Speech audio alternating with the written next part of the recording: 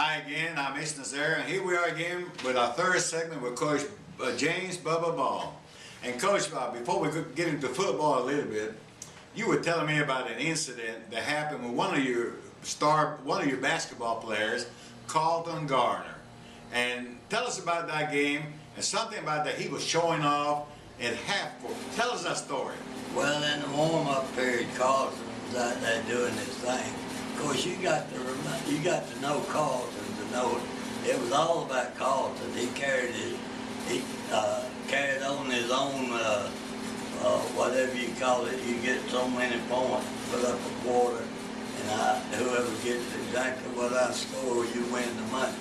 And Coach Carlton kept a dime out of the quarter, and but he's out there showing off. So we got beat. We got back. Maybe I said, y'all put on your practice stuff, call your folks, we're going to practice today, like. And we did, and started a 40-game winning streak the next game. That's great. And also, I failed to mention in our last segment, your basketball team of 1956 state champions. Can you tell us a little bit about that team? Well, 55 is the team that went undefeated and got beat by Columbus High in the state semifinals. Then we played the best with Grange team they ever had in the Constellation. We beat them 80-something to 30-something. But that reminds me of when we were down at Lanier Selby Buck Always Boys hat during the ball game. And after they beat us and we showed our bandits down there, when they came up to Baker, we had them about 80-something to about 40. And our cheerleaders started singing my alma mater. And Buck had to stand up and take his hat off. And that was a funny story to me. But the 56 team was the second best team in the state of Georgia at 55 when we were so good. That's good. And we'd say won the state.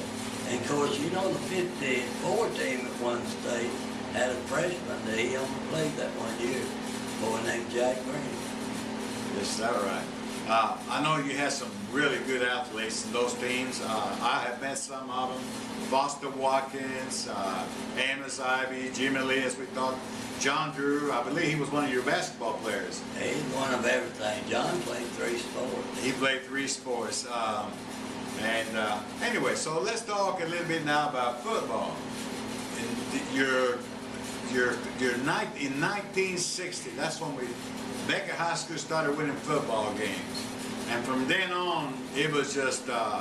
From then on until I left, we were 34 and 33.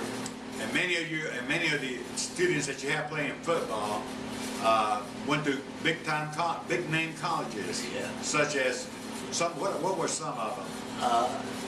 They went to a big time school. I think it's big time. College University of Alabama. Jim Duke and Sidney Roche, Ken James, and incidentally James passed away not long ago. And Glenn Deaton, Ken Deaton, and you also had another one, Tom Scray. Yeah, and he passed away not too long ago also. I didn't know Thompson passed away. Yeah, it's been about a year. But he wasn't on that team.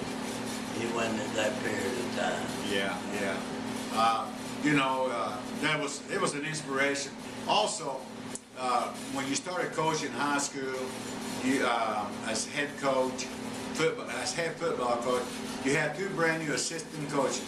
One was a former player, Foster Watkins, and the other one was Jeff Weekly. And Jeff Weekly played for Auburn University.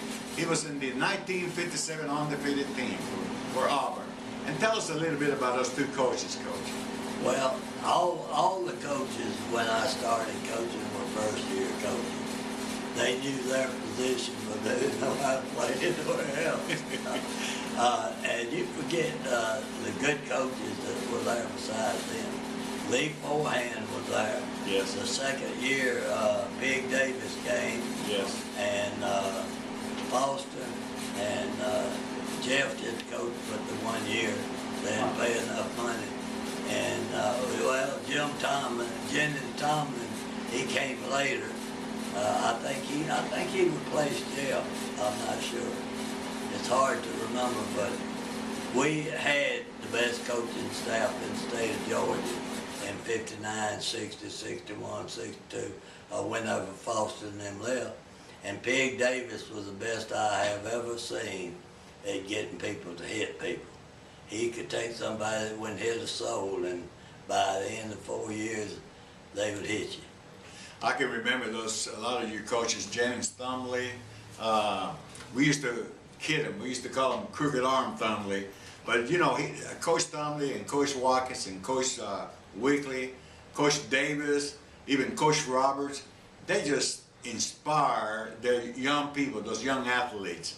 And it's something that, and I know I'm speaking on behalf of all the other young athletes, it's something that we've never forgotten. Some of us went into coaching later on, and we just passed it along. And it started with you, Coach. You came to Baker with a winning attitude, and it started right there, and you passed it on to Foster Watkins. I mean, they had it, but he just continued. It's a continuation of Baker High, you know, coaching. Something to be said for. You were at Baker until 1966. At Baker High, then I believe you got a job offer for a new college in Georgia, I believe. Is that correct? Right, Gainesville College. Gainesville College in Gainesville, Georgia. And exactly what sport were you coaching at Gainesville? Baseball and basketball. Baseball and basketball. And I was the athletic director and head of the PE department. I see. And how long were you at Gainesville? 10 years. 10 years. And can you remember any of your outstanding players from Gainesville College? Yeah, one of them was Baker boy, Mike Stokes. And another one, George Sorrell, who made All-American at Middle Tennessee after he left Gainesville. He was 6'3.5" and could take a $5 bill off the top corner of a glass backboard. I tell you, that is fantastic. And you know, something we failed to mention also about Baker High, going back, you know, you had you were coaching baseball at Baker also, and you had one in 1958 or 59, I don't remember which, you had one baseball player from Puerto Rico, Johnny Quinones. And I can remember in high school that boy, he was just a fantastic pitcher. And he went all the way to pitch for the Brooklyn Dodgers, with the Dodgers. And so, you know, we have had great athletes come out of Baker High. And I know they are grateful to you, Coach, and all the other coaches, because, you know, y'all had something to do with that. We just, you know, it was just, you guys have motivated us to go that far. Then, after Gainesville College, why did you leave Gainesville and came back? You came back to Columbus to Hardaway, I believe. Right. Or Hardaway. Well, I just didn't really blend in with what's going on up there. I see. We were the only junior college playing non-scholarship, and actually we never had anywhere for the players to stay. I kept 7 of them at my house for 3 years. My goodness. And it just didn't work out. And you know, being promised one thing and what you get, it's sort of like taking a job and they offer you $5,000 a year the second year, and they never come up with $5,000. That's very interesting, Coach. We're going to do one more segment of this, and after that, after this segment, we're going to talk about your time at Hardaway High School and also Shaw High School. I believe you taught there also. Yeah. Okay. So we're going to end this particular segment right now. I want to thank you all again for being here with Coach Ball and myself. So until the next time, we'll see you later. Take care.